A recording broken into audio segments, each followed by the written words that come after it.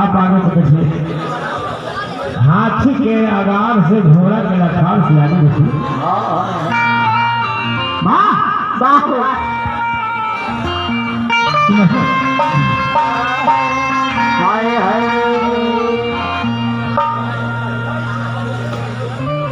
ध्यान दी बड़ा बढ़िया बढ़िया गीत गाना बजाना। हेलो तुम इसको बेसी कर दिए हैं क्या? तो फ्रेश बनाइए ना इसको। एक पॉइंट कोई नहीं, एक पॉइंट दीजिए। हेलो हेलो हेलो कंट्रोल पर थोड़े हैं, थोड़ा बेस कम कर दे थोड़ा। इसको आव करता है बाहर में। हाँ तो फ्रेश बात है।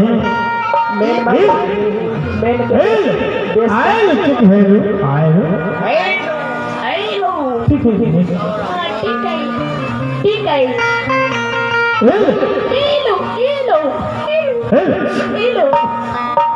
हेलो हेलो हेलो ठीक बा वाह बहुत बढ़िया है। नील भजन के माध्यम से गीत गाना बजाना। बड़े भैया शंभू शंकर की ओर से भाई कहानी कथा भाई भगवान राम जो मर गए। राम साफ वही कहानी, जहाँ जहाँ जाते हैं वही कहानी गाते हैं। पहले पैसा ले जय हो जय। हमने के बड़े भैया सुनील यादव जी अनुप्रिय बाबू के बड़े भतीजा जी हमारे भाई की तरफ से पुष्प के हार सौ तक एक पुरस्कार मिल भैया के नमस्कार प्रणाम भैया। जय हो गांधी जी है प्रणाम करो। क्या करो मरनी गावा इनमें तो लोग में जवान के हो गई आई नहीं जाही के पड़ो। राम कृष्ण कोई भी बड़े बड़े ऋषि महर्षि आए नाम लोग है यहाँ रहना नहीं।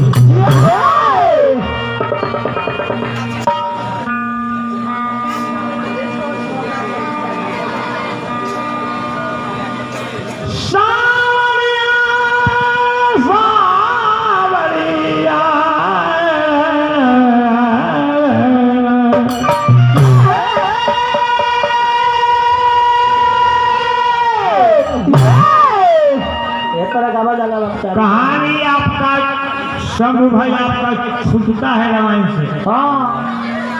याद करी तो फिर से सीधे भगवान आपको आप मर निकाल देते हैं जहाँ जाते हैं कहाँ। उससे पहले क्या हुआ? सीता जी कहाँ गई? लक्ष्मण का क्या हुआ? पता नहीं है ना।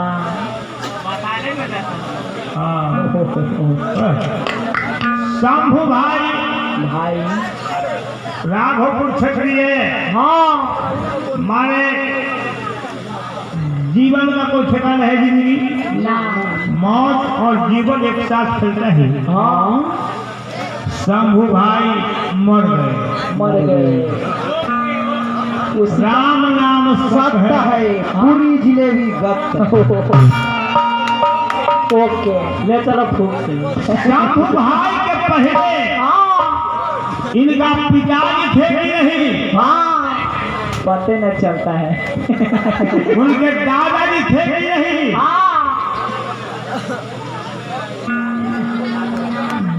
जोर के मंगनी भाई जहाँ से भगवान आप उत्पत्ति भाई भाई वो कोई ठिकाना भाई ना भाई आजारे भगवान राम मर गए कौन कौन इलाका थी हो आए हो छिटकोपड़ा ब्यास जय श्री राम ध्यान भी भले लगा हुआ कहानी सुनाई का भेल से हैं ध्यान से सुनो बौरा बाबा एगो आई जगई रे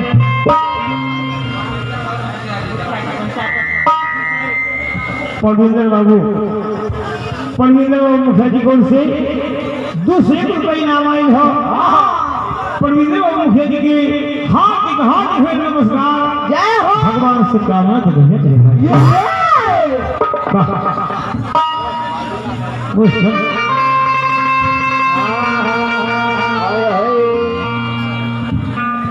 दया धर्म के मूल है पाप मूल अभिमान अभिमान तुलसी दया में छाड़िए जब ले घर में प्राण समझ नहीं समझना मुश्किल सब भाई कौन सा स्टार्ट कीजिए जहाँ हम यहाँ ई समवाय बोलते हैं ई मास्टर है हाँ टीचर है टीचर है दोनों को फटीचर भी कहते हैं हाँ शिक्षक है हम जहाँ के हैं वहाँ के मास्टर हैं हाँ यहाँ रंगमंच है संगीत कला का हाँ हाँ ये संगीत का रंगमंच है हाँ कोई पहलवानों की अखाड़ा नहीं है जहाँ कभी यादव ने पाप रख दिया उस आय को कोई उखाड़ा नहीं प्यास 3 महीना फिर दियो लगल रहा बाबा मास्टरी हमार हाँ मोरवा प्रखंड हाँ गोरिहारी में है हाँ मिडिल स्कूल है हाँ वो हमें चरवाहा से घोषित है वो चलो छठा महीना लिखा कम से कम एडमिशन फ्री होला हाँ अब वो 4 खड़ी होगी सबके जीती की पता रखा 2020 जीती अब खार दे वो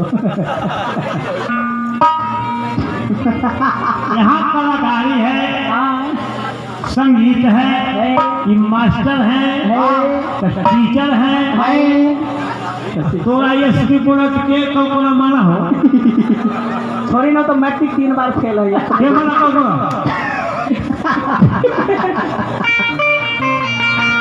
आए हाय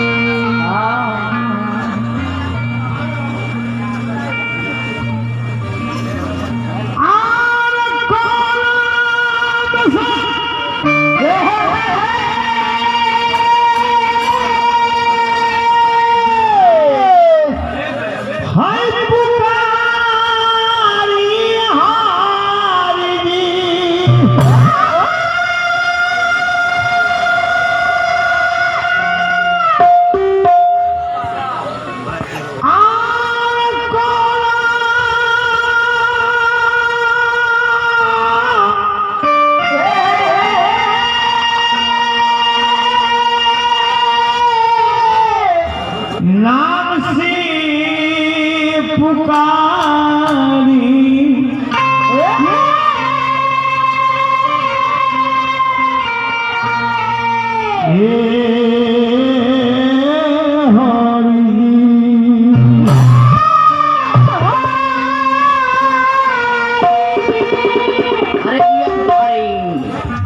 हरि के उपमा दे सको सुन भाई हरि है कहाँ कौन हरि है कहाँ हरि की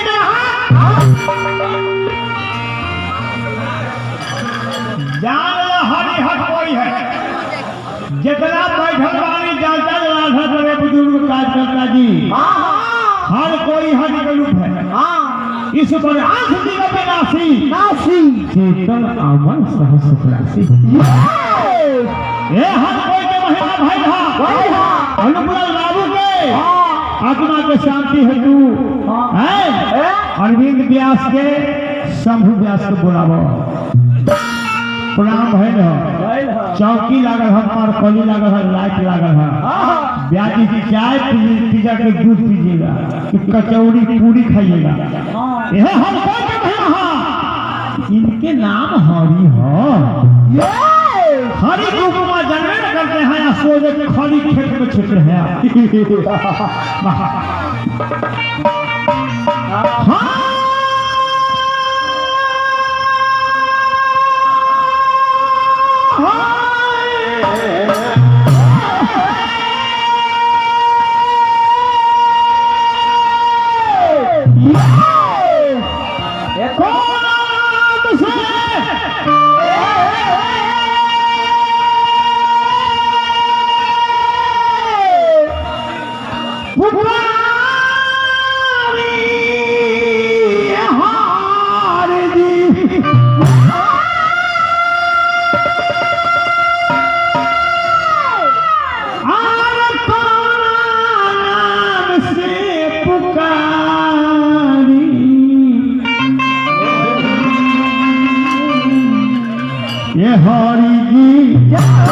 ये हरि जी कौन नाम से पुकारे, हरि जी कौन नाम से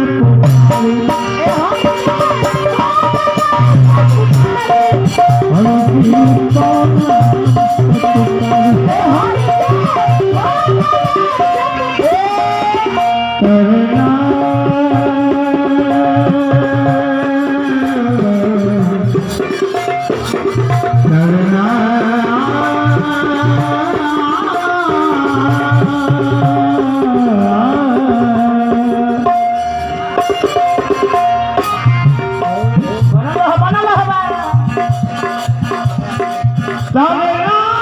कौन नाम से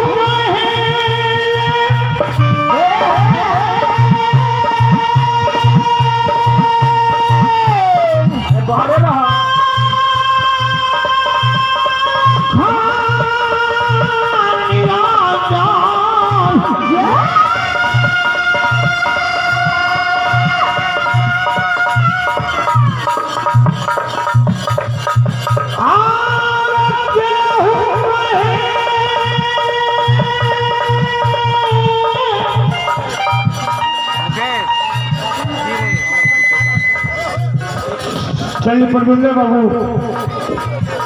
मुखिया जी को ज्यादा 100 रुपया दिले। नमस्कार प्रणाम भेज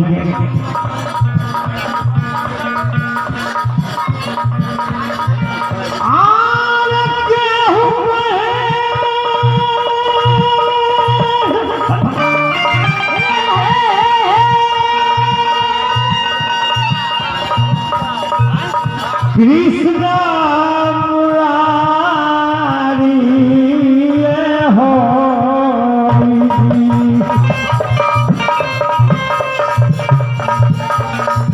ये हरि गौरा नाम से पुकारी